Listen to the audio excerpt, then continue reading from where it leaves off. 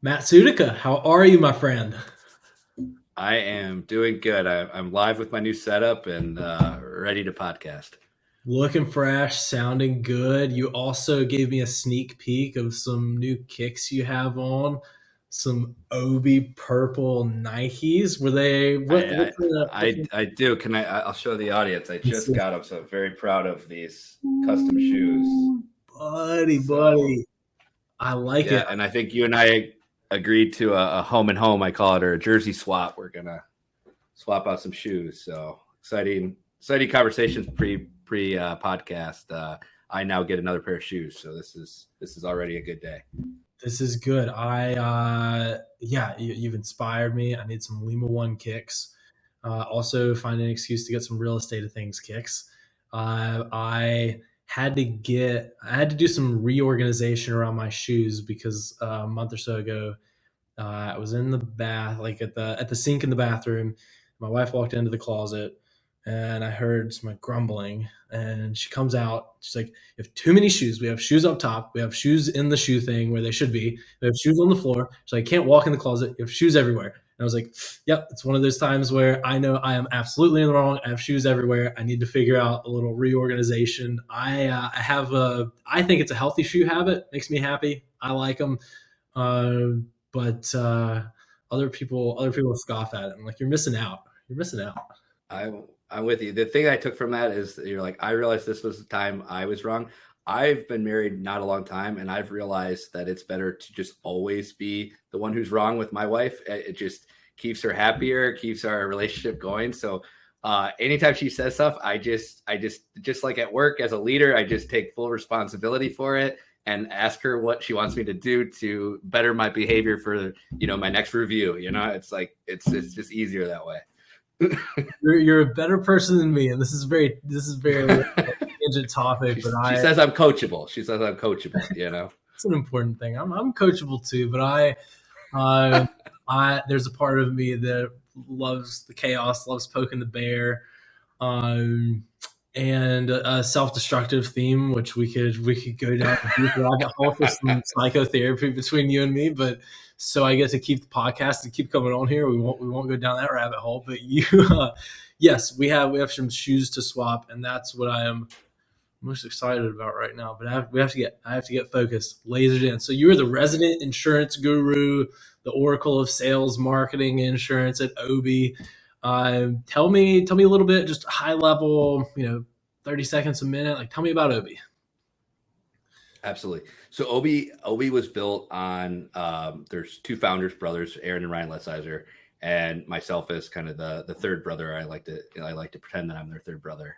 Keeps me on their good side, right? Obie was built around our love for real estate and realizing that it was kind of underserved as it relates to insurance. People in the space need things faster. They need more accuracy. They need, of course, everybody wants better pricing. That's everything that people want. And they wanted to have a product that was actually built for them. And where historically in insurance, most carriers take a homeowner's policy and they try to like turn it into a rental product. And it just doesn't fit all the things for, the average investor who is renovating, who has vacant properties, who maybe has tenants, maybe doesn't have tenants, maybe Airbnbs, maybe fix and flip, all these different things are happening. They have like this very vanilla policy that none of those things really fit into, but they're going to give it to you anyway. So I loved InsurTech. My background, I owned a state farm. I built an insurance company for Century 21, the real estate company. And I got to kind of combine my love for the tech and real estate and my background in insurance with Obie. So we have three facets to end. We have an instant product, so anywhere in the country, 1 to 4 units that you need a landlord policy, which might be the term that a lot of people know. You can go on our site, you can get that within minutes, and you could do it without even speaking to an individual. We have a middle market that kind of handles that 5 to 75 units, and we can even help you with your 75 units and up in the more traditional multifamily capacity. I love the big tent, right? Like at Lima One, it's a similar concept, and it served us well, and it's clearly served you and the team at Obie well. In that, there's something to be said for specialization, but if you can scale across all those strats, for us, we started as a rehab lender, then we launched rental, then we went into, which was just 1 to 4 unit, then we did multifamily, then we layered on new construction, and we're doing like long-term multifamily and some multifamily new construction. It's like that big tent is that's super helpful, especially in a market like today, right? Like product changes, the demand changes, right? Like rental, rehab, those balances are very different today than they were for us at the beginning of the year when we were originating. And I imagine kind of a similar shift for you at the Obie side on insurance. But and keeping on the market shift side, values have been skyrocketing. Now there's some cooling off happening, whether it's just the appreciation rates dropping down or values even coming down in some markets, homes sitting for longer, which applies more pressure there. How do you navigate that in the insurance world, right? Because how often are people actually getting revised policies? The cost to build something, the replacement cost today for a property in general is very different from the replacement cost 18, 24 months ago. So how do you navigate dynamic market values in your world? Yeah, it's a great question. I feel like the last 2 years have been faster than the last 20, from what I call the Rona times to, beyond. Everything has gone really quick. We've had such great times. We've even, like, you look at the stock market, we've had the pumps, the rallies, everyone thought it's going rock bottom. Now it's, we've had a lot happen in just a couple years, and that's no different for real estate or insurance related to real estate. What I will say is our carriers, our capacity, is keeping up with that, right? They're constantly looking at replacement cost, which is for the viewers who aren't familiar with that term, potentially, that's your building coverage. That's the amount your place burns down. That's what you're going to get the check for to rebuild, right? That amount. They're constantly equating for that. No different than maybe a program that your viewers might have heard of, like an Xactimate or things like that, where you're estimating the cost to build, where they equate for the cost of lumber, they equate for the cost of contractors, and just in general, they're constantly adjusting that. So I don't have my clients worry as much on that piece, because we'll handle that, right? We have our carriers look everything over. We're adjusting for inflation. We're adjusting for those different costs. What I really will preach is have someone you trust, have a part of your team be an insurance broker, right? Or, insurance partner, right? No different than having a broker that's on your team, or a property manager that's on your team, or a contractor who's part of your team. Because, really what you need to focus on when you're purchasing assets, regardless of the size, regardless if it's in a boom market or a bust market, high, low, whatever, is your team. And your team will do their job to keep you in the right spot. So you can say, hey, Matt, I'm buying a new one. I know the market's tough right now. I really got to watch my NOI. I really got to watch my figures here. I estimated for this. Where are you at? Where's it going to come in? What should I be looking at? Because you can't really predict even 30 days ahead, which we just talked about. But if you have someone who's in it all day, every day, I can have the conversation with you today on exactly where we're at, and I can guide you before or after you purchase that asset. So what really, I'll answer the question, and final, is have someone on your team, not just an insurance person, but across the board, who is up and working and constantly changing themselves with the changes in the market or the environment or whatever what's going on. And you will come out in a good spot. Rely on the professionals to help you. One thing you have to realize, and I did as an entrepreneur and as an owner of the company, like, if there's 100 things that need to happen on a property or at your company, you're probably good at 5 or 10 of those, or the best at 5 or 10. There's people who are good at the other 90. Find them and trust them. And I think that's who I see this not being a problem for. Those who, buy a property now and expect the same, rates on insurance, or they expect the same price per square footage or cost of lumber, and that's what they're bidding on, those are the ones that get in trouble and usually don't come back in a good spot for their investors or themselves, because they're really relying on, either predated information or, things that they did 2 years ago. Yeah, jack of all trades, master of none type theory there, right? Like that's so critical. And as I'm just thinking of so many parallels between what you're saying and like the growth of the company on my end at Lima One. Like as we kind of have grown out these different product strats, you bring in people from the outside who are specialists in this and know this, and then that knowledge gets spread around. And it's like, yeah, if you have this, I'm going to own everything, I'm going to control everything mindset. It's like you're not going to be good at everything. You're not going to be great at everything. You're not going to be the master at everything. There are people out there who specialize in these things, and insurance is a great. It's one that can get pushed to the side sometimes, but like insurance is, you have, let's take a rehab deal, right? You have the purchase price, so you have the asset there. What are you buying it for? You have the budget. What are you going to do to it? But if a hurricane comes through, or if a fire happens, or if somebody breaks into it mid-project, like, yeah, you don't. The whole theory about insurance, right, or the saying of, you don't care about it until you need it, or don't think about it until you need it.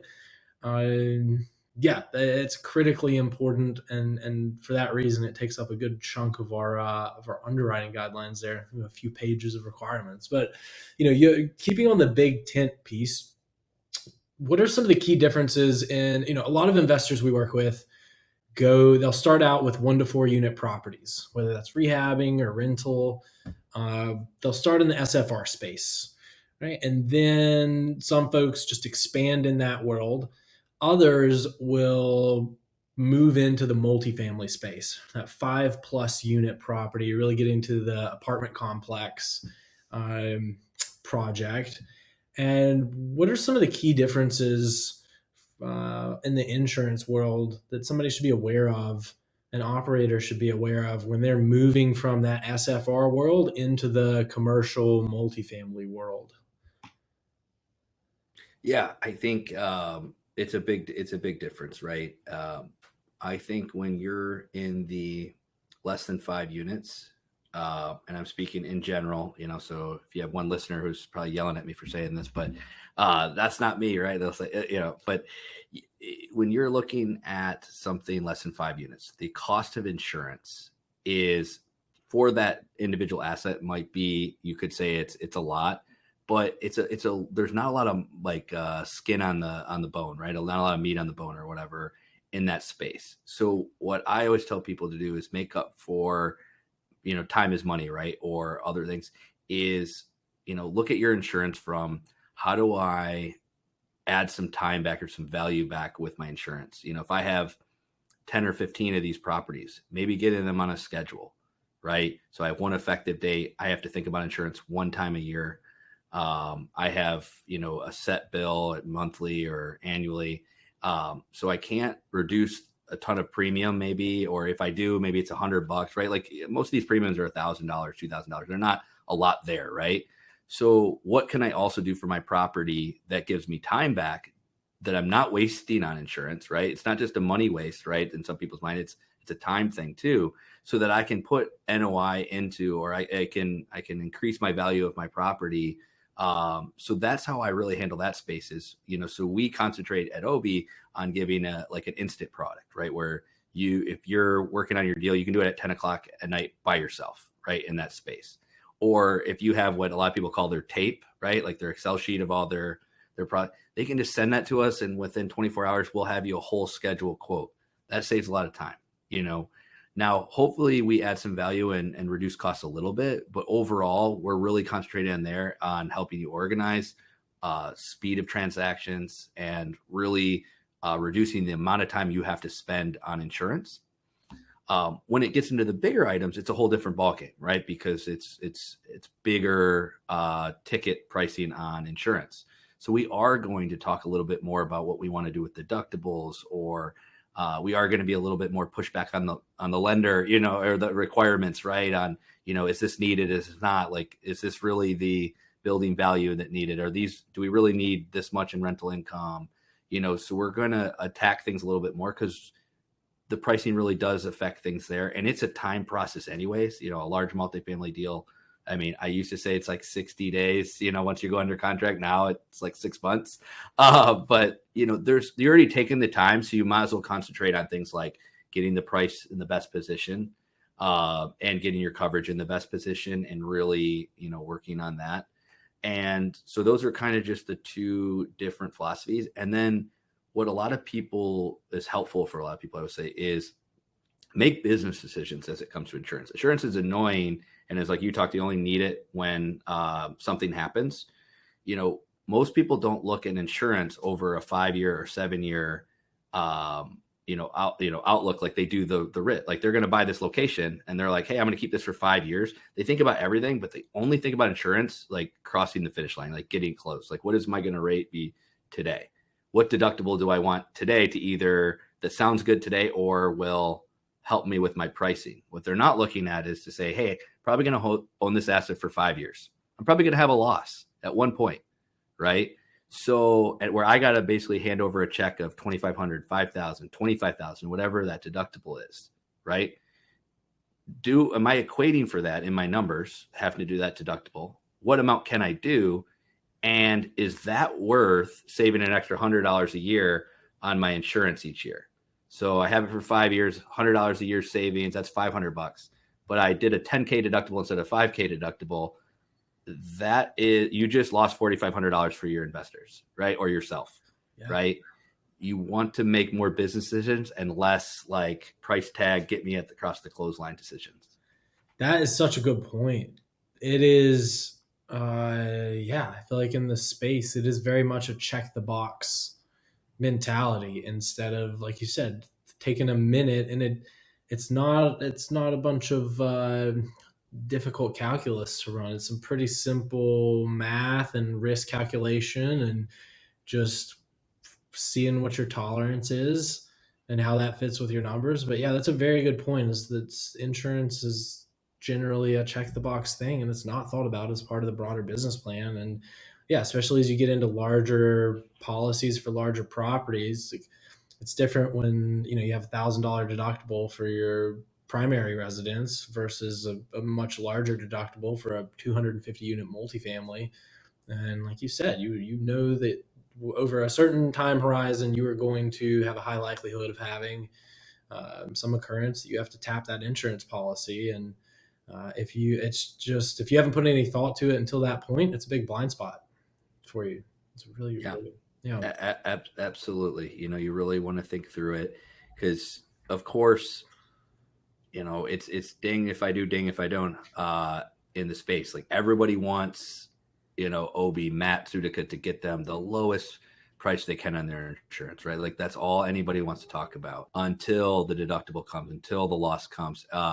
Until wrecks come, until all these other things. And so we do try to, as much as people will talk to me, right? Sometimes they just, hey Matt, just get it done, right? Like, and I respect that, but we do try to put things in place. So one thing we actually put in place is we do a 2 or 3 week after a close phone call where it's not too late to make adjustments, because people are so fixated on that finish line, especially in the larger multifamily, which is fine. I would be too if I had all this money, earnest money down and I'm raising and whatever. Like, heck yeah, I need to close, right? I'd be the same way. But we tried to do this 2-3 week call afterwards, and that's what we also hit again. It's just like, are you aware of what your deductibles are, or what that cost would be to you? Here's some things that you could do to reduce those. Here's what your coverages are. Here's what you're paying again, right? Like, because a lot of times it's just like, is the lender good with it? Is it going to cut my proceeds? Okay, let's roll.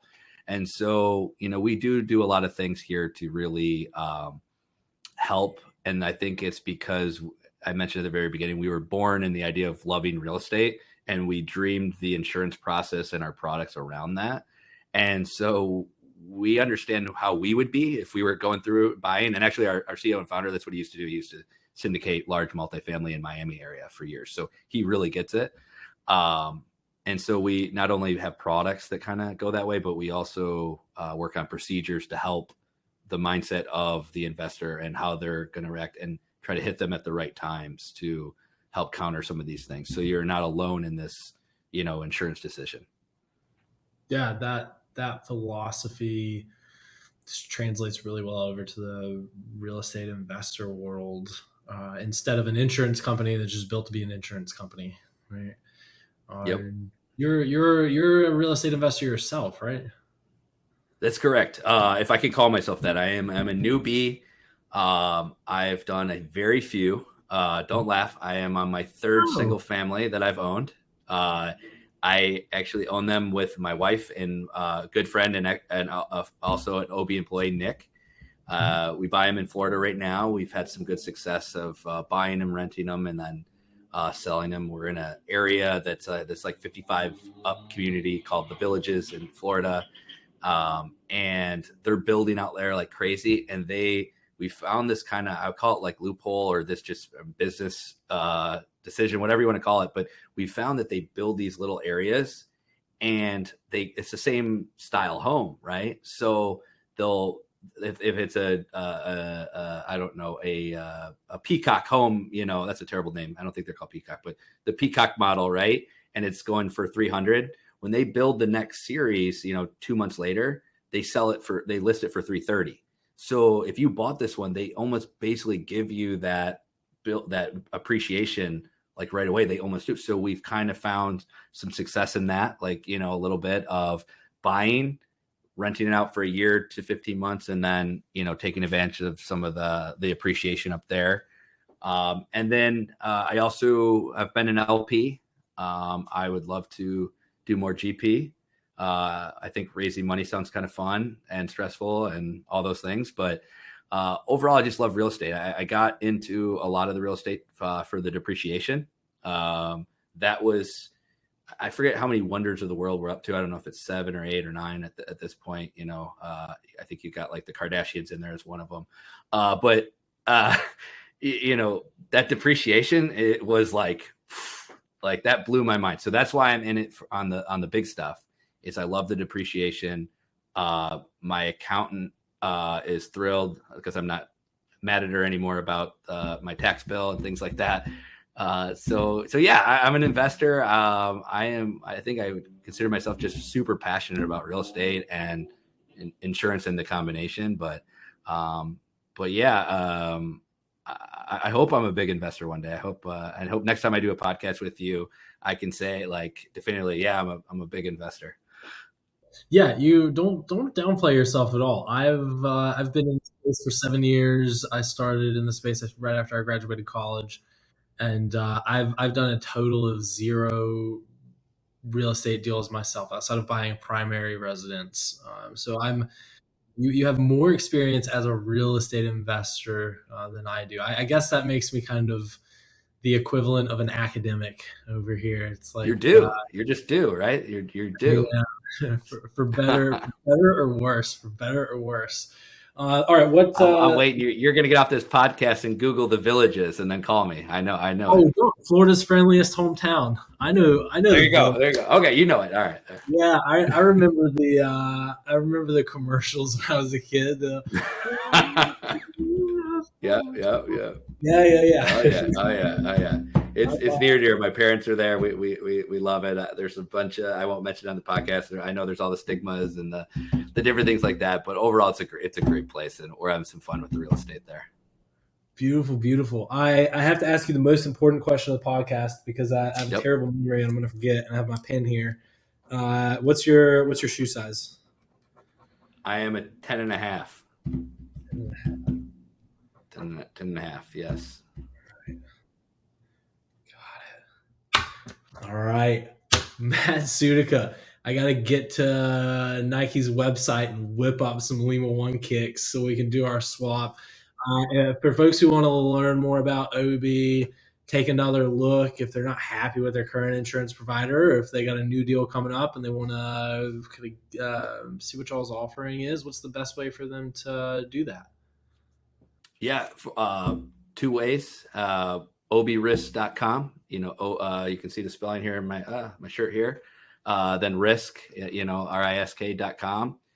You can go there and that's where you can go for your single families, your 1 to 4 units. And if you're wanting to get involved with anything larger than that, grab me on LinkedIn, grab me on, on Facebook, or you can go to the same website and just /private-client, and that'll get you into the larger multifamily and larger assets. But if you can get a hold of me, you can get a hold of Obie, I always say. And there's not many Matt Sutikas out there, so I'm usually pretty easy to find.